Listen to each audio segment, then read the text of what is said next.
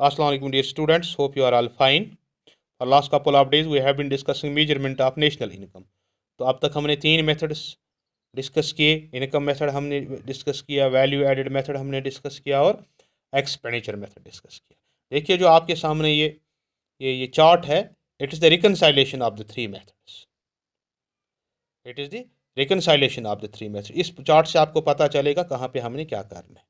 देखिए जो पहला सेटअप है इनकम मेथड में, हम जो पहला सेटअप लेते हैं, it is compensation of employees plus operating surplus plus mixed income of the self employed. ये हमें ग्रॉस नेट डोमेस्टिक इनकम देता है। ठीक, तो अगर हम इस वैल्यू एडेड में जाएं, यहाँ gross value added in the primary sector at market price plus gross value added in the secondary sector at market price and gross value added in the tertiary sector at the market price. ये हमें gross domestic product at market price देता है। ठीक है ना।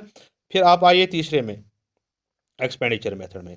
यहाँ final private consumption expenditure plus government final consumption expenditure plus gross domestic fixed capital formation plus net factor net exports, that is exports minus imports. ये भी हमें gross domestic product है, ये मार्केट प्राइस पे देता है, ये मार्केट प्राइस पे देता है। ठीक है ना। अब देखिए ये ग्रास, ये दोनों ग्रास है और ये नेट है। अगर हम इसमें net factor income from abroad add करेंगे, ये बनेगा नेशनल। अगर हम इससे डेप्रिसिएशन लेस करेगा, ये बनेगा नेट डोमेस्टिक। अब अगर तीनों में देखिए, यहाँ भी हम net factor income from abroad add करते हैं, डोमेस्टिक नेशनल बन जाता है। यहाँ भी हम net factor income from abroad add करेंगे तो ये डोमेस्टिक नेशनल बन जाता है। और यहाँ भी जब हम net factor income from abroad add करेंगे तो डोमेस्टिक नेशनल बन जाता है। एक बात। दूसरी बात, यहाँ डेप्रिसिएशन की बात नहीं क्योंकि it's in terms of income, लेकिन यहाँ डेप्रिसिएशन इन्वॉल्व होता है।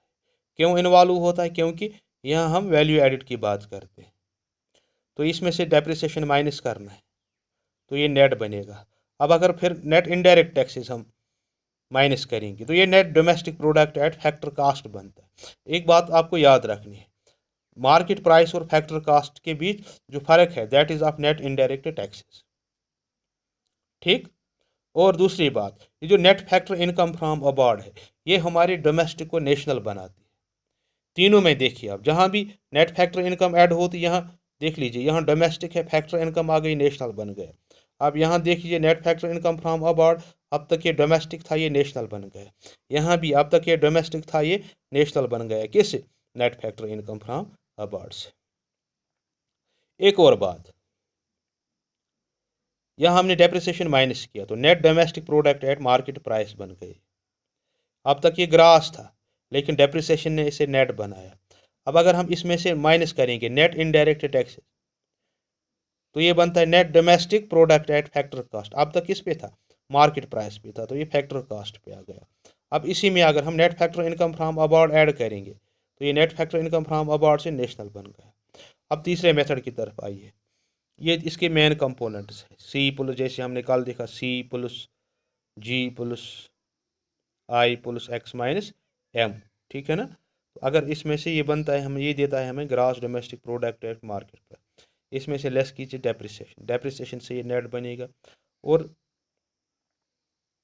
अगर हम इसमें से नेट इनडायरेक्ट टैक्सेस निकालेंगे तो net domestic product at factor cost बनता है।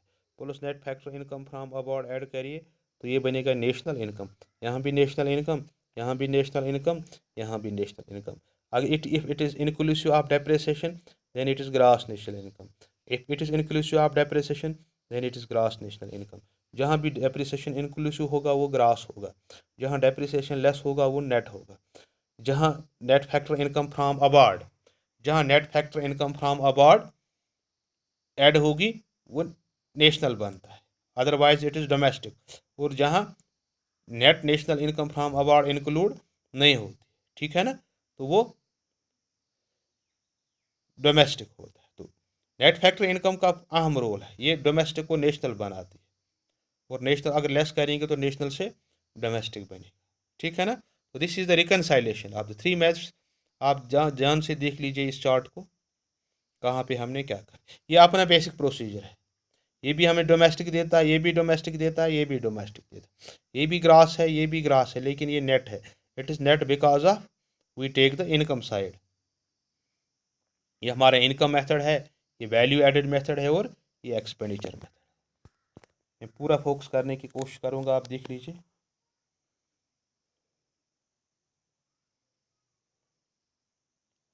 इन order to keep the 3 methods in mind, आपने सिर्फ इस चार्ट को जहन में रखना है, हमने कहाँ पे क्या करना है। लेकिन ऊपर इंपॉर्टेंट देखिए, आप देखिए बताएंगे ये कंपनसेशन ऑफ एम्प्लॉइज क्या है।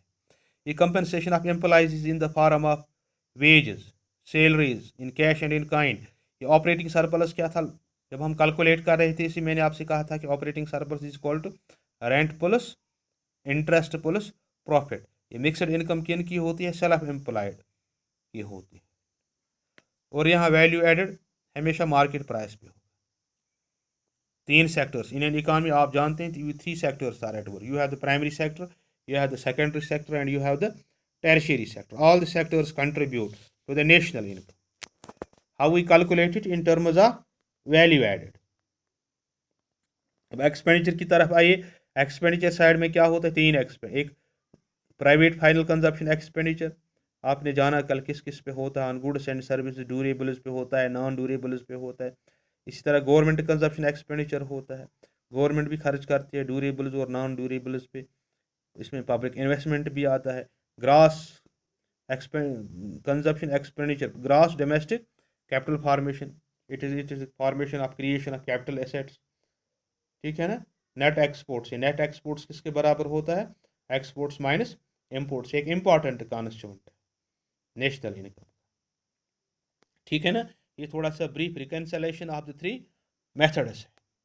अब देखिए सवाल पैदा होता जब हम नेशनल इनकम कैलकुलेशन करते, we generally take the value of goods and services, है ना। अब कौन से, what is to be included in national income and what is not to be included in national income.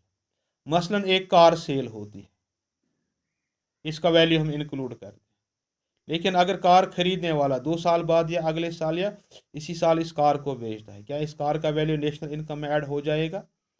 इसी तरह ओल्ड एज पेंशन मिलता है जिन्हें हम ट्रांसफर पेमेंट्स कहते हैं, स्कॉलरशिप टू स्टूडेंट्स, ठीक है ना। क्या ये चीज़ें नेशनल इनकम में इंक्लूड होती हैं, तो ये हमने अलग डिस्कस करना है कि what is to be included national income and what not is to be included in national income. एक और बात, यहाँ प्रॉब्लम ऑफ डबल काउंटिंग होती है बहुत सारी जगहों पे, उस सूरत में हमने क्या करना है, ये भी हम इंशाल्लाह आने वाली लेक्चर्स में डिस्कस करेंगे। तो आज आपके लिए इतना ही काफ़ी है कि you go through this chart and see what the three methods of measuring national income, suggest what is to be done, when is to be done, and where is to be done, ठीक है ना। Thank you very much, it's all for today, have a nice day, thank you।